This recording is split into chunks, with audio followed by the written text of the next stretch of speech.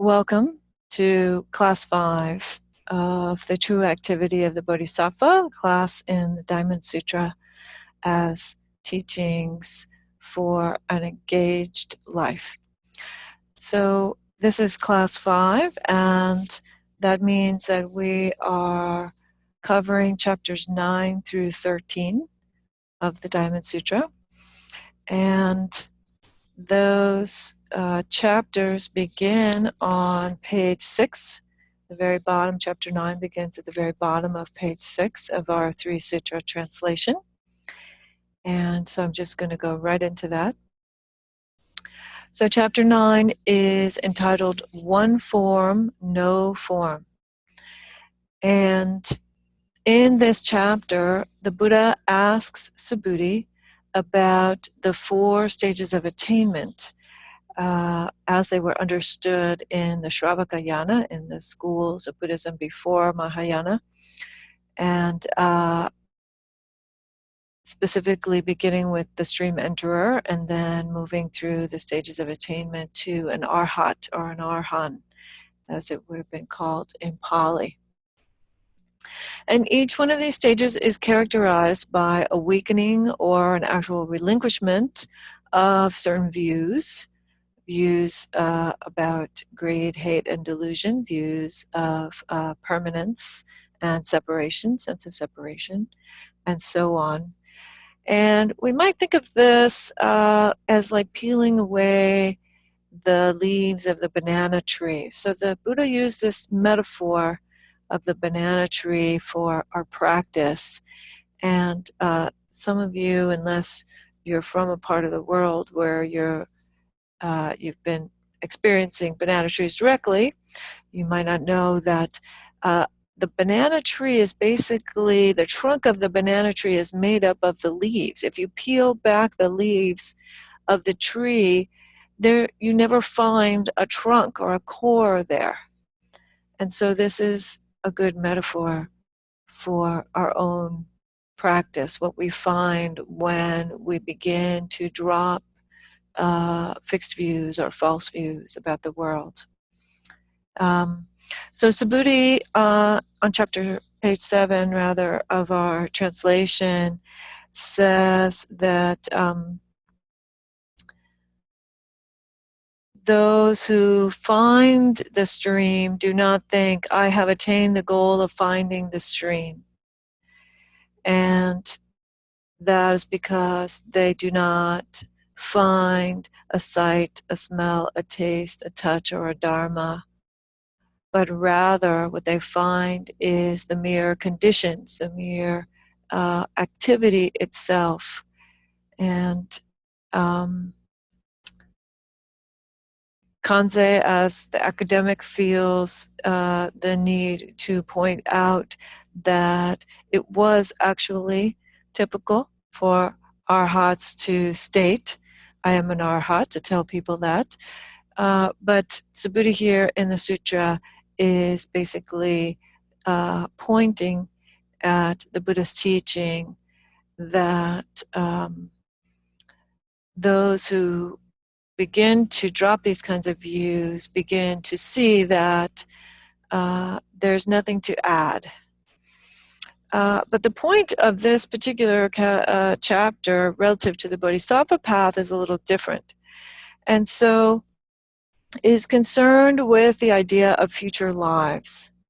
So just to step back from that for a moment. So one of the main teachings that relate to this is the 5 remembrances from the Upajjhatthana Sutra. And the Upajjhatthana Sutra is well known for this particular teaching, the 5 remembrances. And the 5 remembrances are these. I am of the nature to age or to grow old. I cannot avoid growing old. I am of the nature to get sick or to experience disease. I cannot avoid that. I am of the nature to die. I cannot avoid death. I am of the nature to be separated from all that I love, all things and all people that I love and that I care about. And finally, the 5th one, I'm the owner the only thing that I really own are my own actions and the results of my own actions. I am the heir of my actions. And so it's said that the first three teachings are a counter or a teaching to eliminate arrogance. The fourth one is to reduce lust or grasping after greed, grasping after things and people. And that this fifth one is actually a teaching that relates directly to karma. And the Bodhisattva turns this last teaching toward the benefit of all beings. So this is important in terms of a lens for us to see the various teachings in the Diamond Sutra about merit and about the Bodhisattva activity. So if the Bodhisattva bases their actions on this understanding of karma, the results of our actions, and in emptiness, so in the inseparability of things, in the fact that all things arise out of conditions, then the Bodhisattva understands this teaching that is very commonly taught in Zen of no birth and no death. So the way to understand no birth and no death is, again, going down to the level of the conditions themselves, the world as merely the activity of the resolution of conditions in each instant, the complete actual completion of all activity, all conditions in each instant. Then we understand the idea that things don't arise out of nowhere, right? This is also an implication or a facet of the teaching of emptiness. So birth is said to be actually just a simple transformation. There is not actual birth of something new, rather it is a mere transformation based on conditions. And the same with death. So Dogen mentions this, and he says, birth is an activity, is an activity complete in this moment, and death is an activity complete in this moment, right? So he's referring to exactly that, the resolution, the completion of all conditions, all activities, all karma in each instant. And then there is a next instant, which is informed by that, and which also has its full resolution. But for the Bodhisattva then, coming from that place, then there isn't this preoccupation with the number of future rebirths. There isn't this kind of categorization of the stream mentor or someone who has 7 rebirths left, or a once returner or someone who has 1 rebirth left, and which realm it might be in, and all of these kinds of things, is really not relevant to the path. It's really seen as actually not helpful, because the Bodhisattva vows as many lifetimes as necessary in order to benefit all beings. So this is an important point for us as we go along into chapter 10. So chapter 10 on page 8 of the 3 translations, it's entitled The Transformation of a Pure Land. And it begins with the Buddha talking a little bit about Dipankara Buddha, and the attainment or lack of attainment that happened at that moment. So it's a reference to the Buddha's what was said to be the Buddha's lifetimes before he was Gautama and Shakyamuni, and this Dipankara Buddha was the Buddha who gave Sumedha, was his name at that time, the prediction of becoming Shakyamuni Buddha in this world, in this lifetime, a long time ago, said to be many, many, many lifetimes ago. So now, whether you feel confident about that, whether you have faith about that or not, the Buddha in this area, in this questioning, is asking Subhuti specifically so that he can remind Subhuti that there was no special dharma. And this is what Subhuti replies. In the ancient times, according to the Thich Nhat Hanh translation here I'm reading from, in ancient times when the Tathagata was practicing under Buddha Dipankara, he did not attain anything. And so this means that, again, that even a prediction of Buddhahood is a mere concept, is a grain of sand within the inconceivably large number of grains of sand of conditions in our lives, in our karmic stream. And so, in other words, that's not what makes him a Buddha, the prediction itself. It's not that he got something special from Dipankara. And in fact, it was his own actions in response to Dipankara and his own actions in his own lifetime which enabled him actually to become the Tathagata. So in the time of Dipankara, it said that Sumedha laid his hair down across a puddle so that Dipankara Buddha could walk over his hair.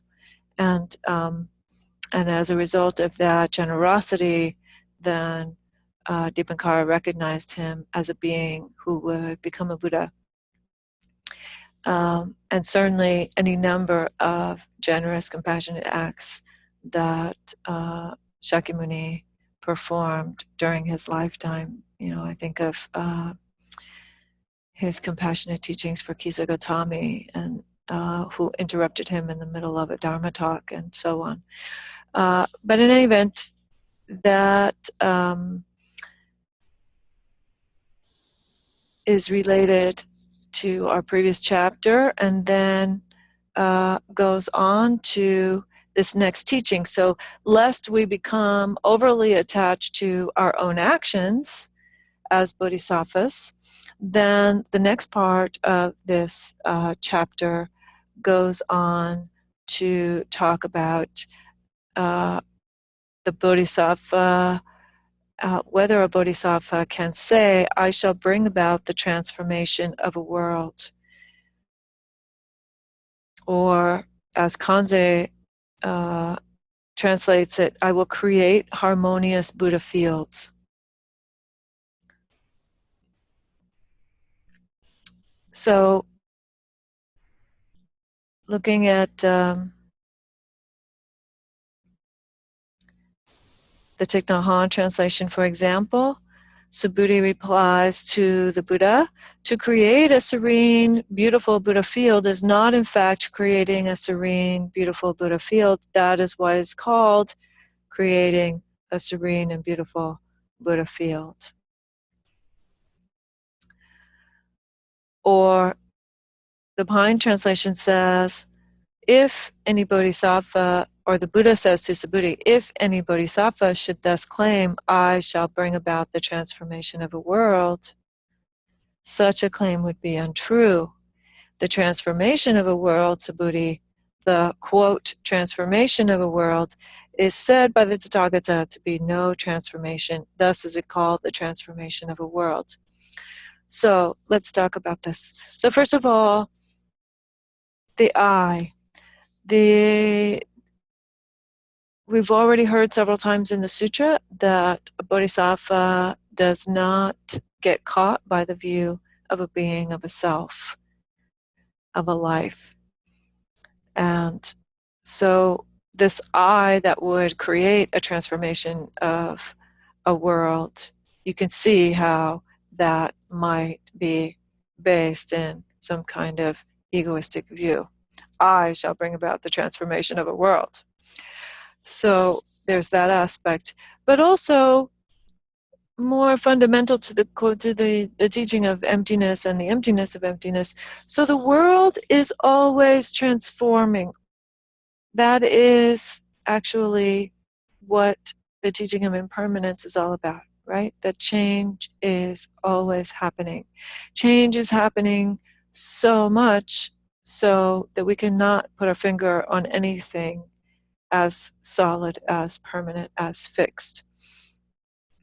And so a bodhisattva is not transforming a world because the world is already transforming. So even if change happens within the world as a result of the bodhisattva's actions, change is already happening in the world. So the world is not changed. Does that make sense? So the world is always changing, and therefore for us to say that we're going to change it is actually not really changing it, because it's always changing. So there's that. And it's empty. It's even we ourselves are transforming in each moment, right? Even we ourselves are being changed by the world in each moment. And so this constant flux is happening all the time.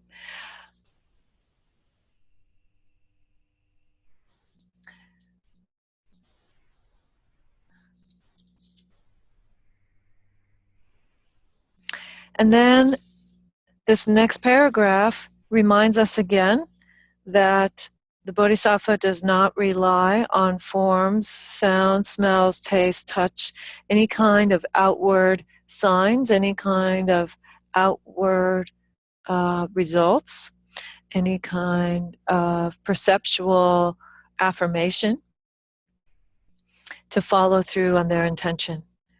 So, and again, why? Because those things are also empty. Those things are also constantly changing. And this is what it means to take refuge in the Buddha, to take refuge in awakened nature, rather than taking refuge in some fixed view of the world or in some way, looking for some kind of external supports.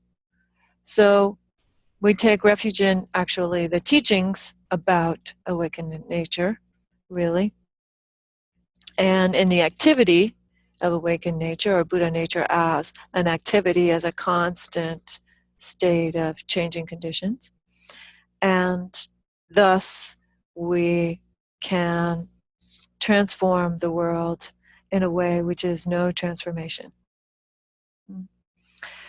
So this leads to the next paragraph, which is about an immense perfect body. So, and Pine reminds us that this is talking about the merit body of a bodhisattva. But the Buddha asks Subhuti, if there were someone with a body as big as Mount Sumeru, would you say that his was a large body? Subhuti answered, yes, world-honored one, very large. Why? What the Tathagata says is not a large body, that is known as a large body. Or Kanzi translates body as personal existence, or Pine translates body as self-existence. So these are all interesting subtleties in what we're talking about here. But essentially, it is, again, a metaphor for the true body of the Bodhisattva. And so Vasubandhu, in his comments, says this. He says, what is the purpose in comparing our reward body, or I would say our merit body, or the body of work of a bodhisattva, right? That's how we understand reward body, the body of work of a bodhisattva. to Mount Sumeru. What is the purpose in comparing our body to Mount Sumeru? And he responds to himself by saying, neither grasps its own nature. Neither grasps its own nature. In other words, the mountain does not grasp its own nature, is fully and completely mountain in each moment without looking outside for some kind of affirmation of that, without needing it to be permanent and solid, without having to prove it or to compare itself. All of these things are happening. So we also cannot fully grasp our own merit. We also, as bodhisattvas, cannot fully grasp our own impact on the world. This is a consequence of the two teachings of emptiness and impermanence. That our impact, the results of our efforts, go far beyond what this set of five skandhas can actually perceive. And so we make that effort. We make that effort knowing that we might not be able to see, we won't be able to see actually fully our good works happening in the world. And Mark also mentioned that Taigen Leighton teaches, related to mountains, that the Chinese character for mountain also means conduct or means comportment. So this is important. We are beings of action, right? The body of work of a bodhisattva is a bodhisattva's actions. So at this point, then, the contrast that is being made is of an arhat path, which is about ending the karmic stream, which is about ending action, right? Ending the number of future lifetimes, as compared to the bodhisattva and the bodhisattva's path, which is about action in the world, a continuous action, embracing all beings directly in terms of the vow and indirectly in terms of the actual results of our actions. But a bodhisattva doesn't get caught up in saying, I will create a better world. So what to do? How to practice in that way? Well, if the bodhisattva understands, if we as practitioners understand and are able to hold the view of emptiness, right, of inseparability of all things arising as a result of conditions, and impermanence, meaning things are only temporarily arising, they're only here while they're here, they're gone when they're gone, those things are happening, changing, flexing, cause and effect also is part of the side of impermanence, then the bodhisattva is able to act in harmony with those functions and thus act skillfully. And actually thus also be free of their own, be free of suffering in their own life, right? If you act in harmony with emptiness and impermanence, then you don't cause suffering in your own life, which is created by the resistance or the confusion about those things. So you can act skillfully, you can act in wholesome ways, you can act to benefit yourself and to benefit others. And know that those things are one, that what benefits you benefits others, and what benefits others benefits you. By the action of these two things, of emptiness and impermanence. So this is sometimes said, it's called in the ancient times, in ancient Chinese terminology, sometimes you would hear this phrase, to catch a thief with his own horse.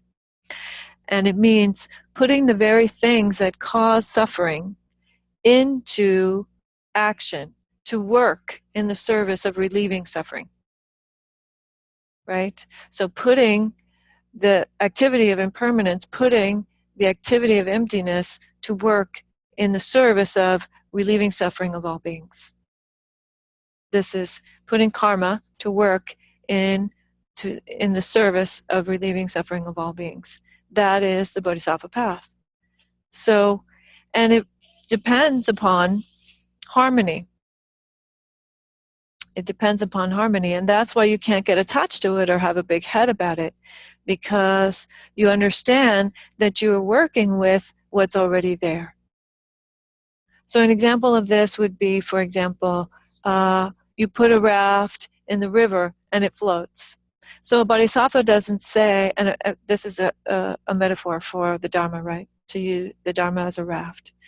So a bodhisattva doesn't say, oh, I caused the raft to float. No, the bodhisattva is actually working in harmony with the natural state of water such that the raft will float. And working in harmony with that, then the bodhisattva understands that a raft will float, that a raft can be helpful for carrying beings. So this is the spirit in which the bodhisattva understands bodhisattva activity and transformation of a world. So another example of this I want to give you from the book Being Upright by Reb Anderson's book on the Bodhisattva precepts. And he gives this really wonderful example of Bodhisattva activity. And in the case, it's in the case here of a psychologist and a man in a mental institution. So I'm going to read to you just a bit from this book, page 157. And Reb writes, Bodhisattvas can belong to any religion or profession. There was once a bodhisattva named Milton Erickson, a psychologist who lived in Arizona. He went to visit a man in the state mental institution who had been diagnosed as a schizophrenic. This man claimed that he was Jesus. He would not talk to anyone who did not in some way acknowledge him as Jesus, and therefore no one was talking to him. So when the Arizona Bodhisattva arrived, when Mr. Erickson or Dr. Erickson arrived, he introduced himself and he said, I understand, sir, that you are a carpenter. The man said, that's right. And then the Bodhisattva said, would you please build me some bookshelves? And the man replied, fine, I will. So he built the bookshelves, and he continued in his conversation with the Bodhisattva, and was shortly thereafter released from his delusion and the hospital.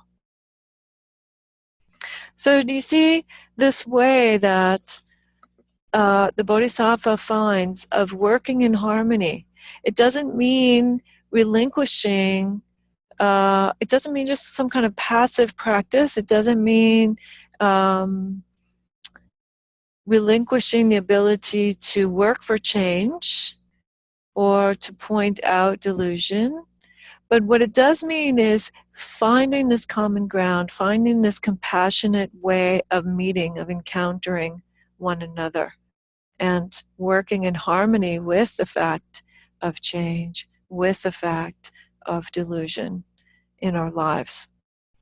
So this also reminds me of the fact that Subhuti was known as the one who was foremost in peace because he quote unquote didn't contend.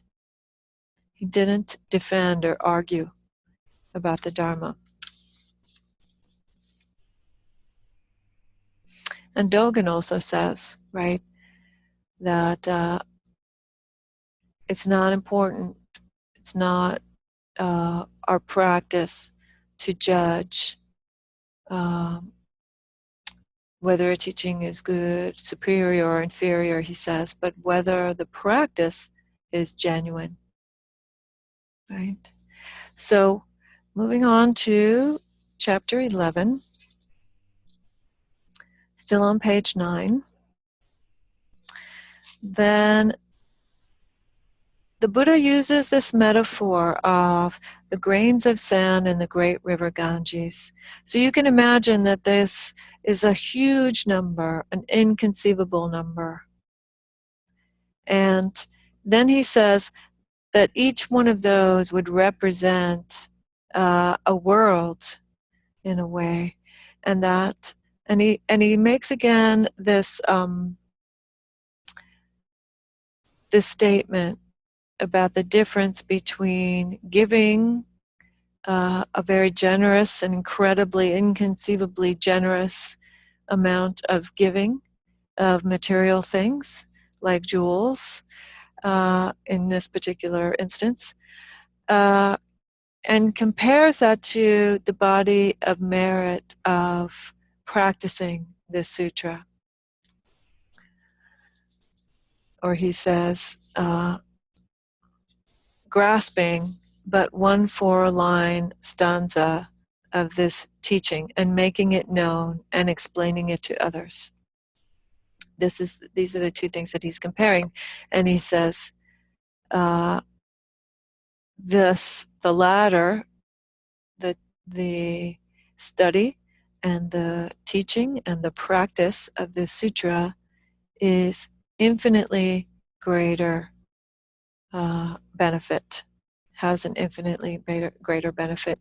So this is helping the Bodhisattva to continue to approach the limitlessness of one's actions, right? So it's another form of continuing this, stretching our ability to think about the limitlessness of the impacts of our actions. And so, and from a strictly mundane, subjective view, we should also acknowledge, I will also acknowledge that this is a method, a tool for ensuring the continuity of this Dharma, right? Really encouraging people to take it up.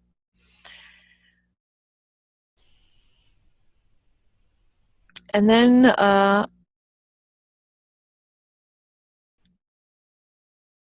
at the end of, or rather, in the next chapter, chapter 12, so chapter 11 is entitled Superiority of Uncreated Merit, and that's what we were saying a moment ago about the vastness of merit as part of the many grains of sand. And chapter 12 is called Venerating the True Teaching, and it's a very short chapter. It's one paragraph, and in this paragraph, the Buddha says,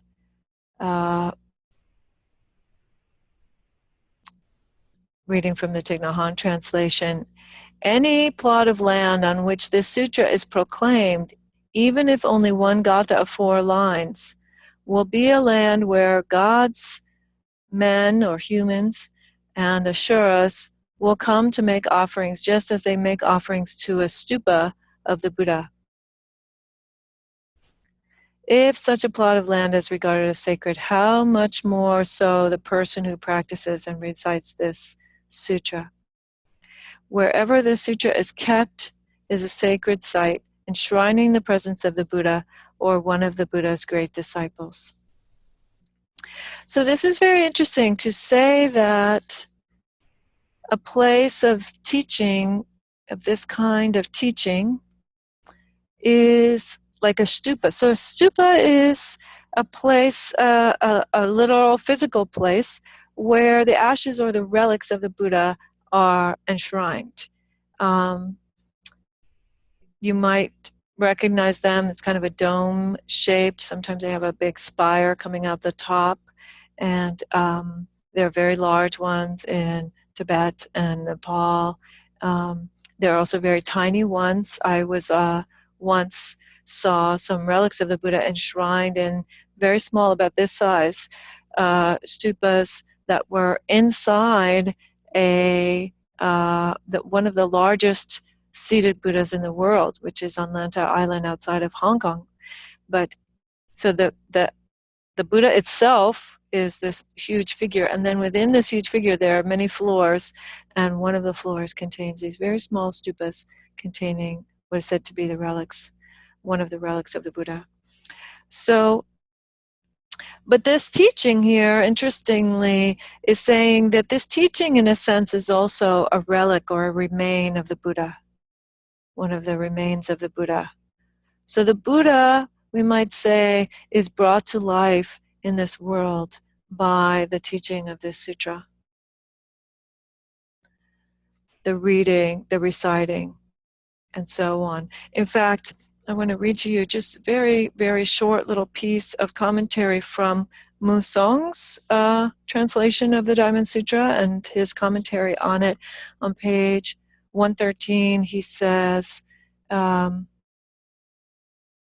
monk or a nun, or in East Asia, a layperson, would possibly have taken years to copy the sutra from a master copy at the temple. It was a labor of love and devotion.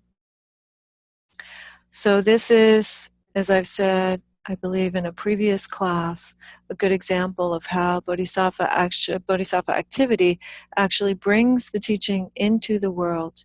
When you copy a sutra, you're actually bringing a sutra into reality, into the world. It's a great offering.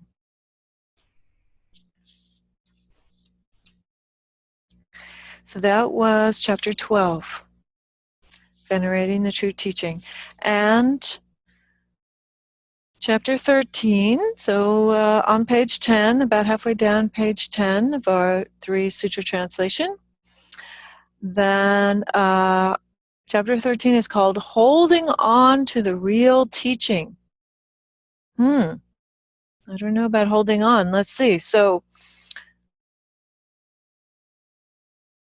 Subhuti asks, what should this sutra be called, and how should we act regarding its teachings? And so each of our 3 translators gives a different translation here. What they are translating is prajna paramita, those words, prajna paramita. And so Kanze says, wisdom which has gone beyond, or sometimes maybe more commonly known in modern parlance as the wisdom beyond wisdom. You might often hear of the prajna paramita teachings as the wisdom beyond wisdom teachings. Thich Nhat Hanh uses the actual title of the sutra, the diamond that cuts through illusion, Vajracharaka, and then he adds, because it has the capacity to cut through all illusions and afflictions and bring us to the shore of liberation. So this, to the other shore, the shore of liberation, or the other shore, is one of the literal translations of paramita. So he's adding on, he's basically using both the actual title of the sutra and prajna paramita in language.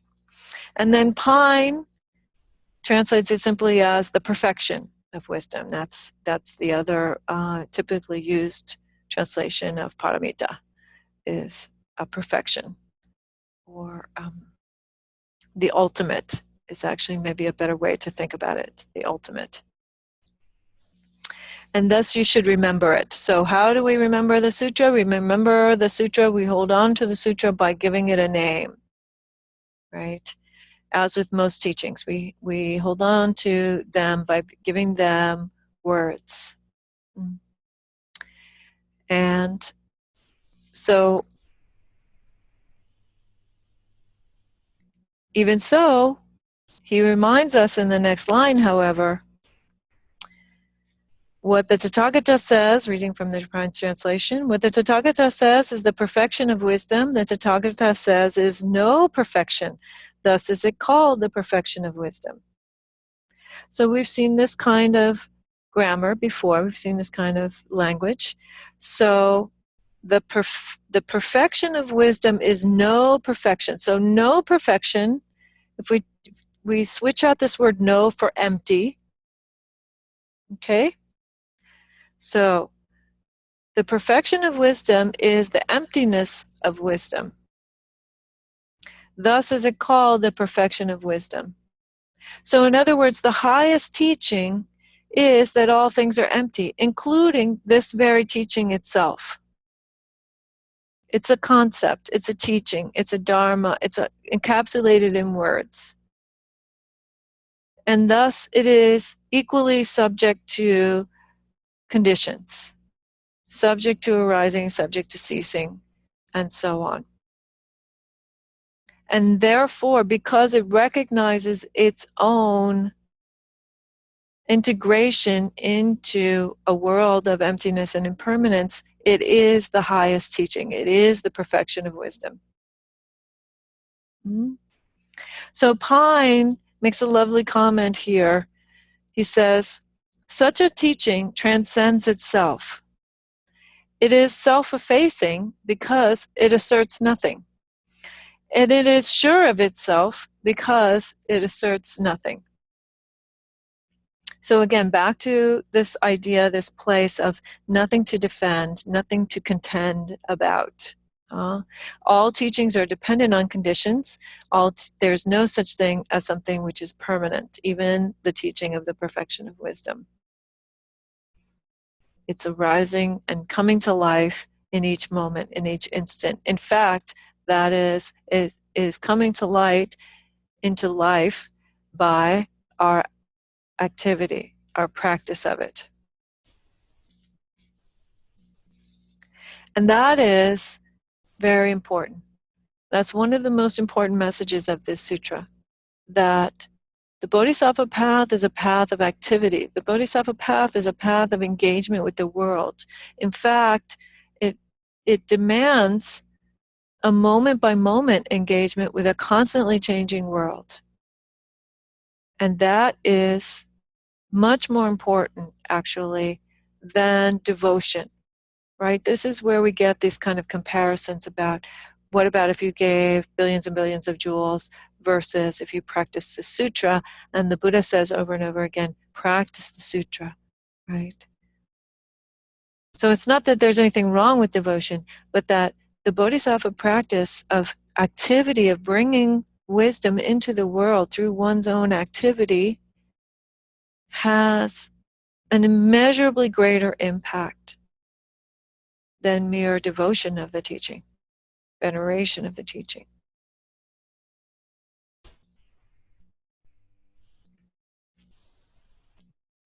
And so, at chapter 13, the Buddha goes on to talk about particles of dust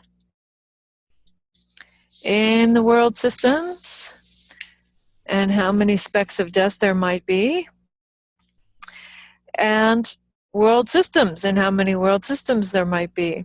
So in other words, whether it's big or whether it's small, it's still empty. It's still impermanent. And then the Buddha says, again, this part that we've seen earlier about the 32 attributes of the perfect person. So, as we said before, those things are not what makes him a Buddha any more than the prediction from Dipankara. Having an Ushnisha, that bump on his head, or having marks on his hands and his feet, those are not the things that make him a Buddha. It's the activity itself of Buddhahood that makes him a Buddha. Okay? So, one more time he reminds us, if a person renounced their self-existence, or that was how Pine translated it, Thich Nhat Hanh translates it as give up one's life, or Kanze translates it as renounce all their belongings, right? If one renounces their life in various ways, even so, the teaching, the practice is more valuable than that. It has more of an impact in the world than that. So this is interesting because this also very much affirms lay practice as on a par with monastic practice. Anyone, lay or ordained, can be a bodhisattva, and they have an equally limitless impact on the world by virtue of their bodhisattva actions. It's not that one, that renunciation is more valuable than lay life. It's more like the activity, the practice itself, is what determines the body of work, if you will, the body of impact of practice of a bodhisattva.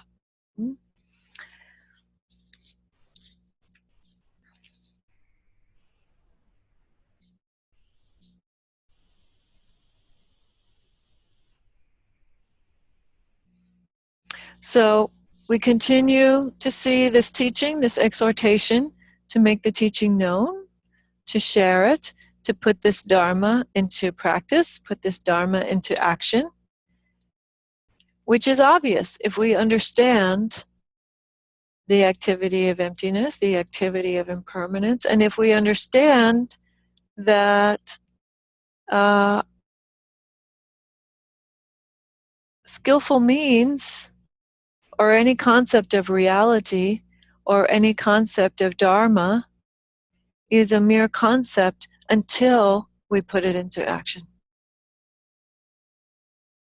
Only then does it become part of lived reality.